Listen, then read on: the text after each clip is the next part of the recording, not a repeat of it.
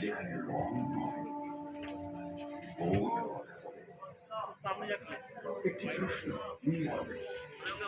আমরা শিখে যাচ্ছি ভবিষ্যতের জন্য। প্যান্ডেলে চাঁদন আর শিল্পের শ্রেষ্ঠতা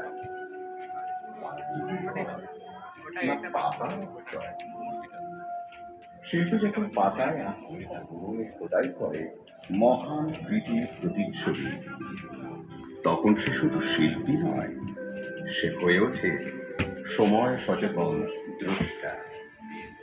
তার ছবিতে রং নেই, রং নয়, তাদের দায়িত্বের লেখা।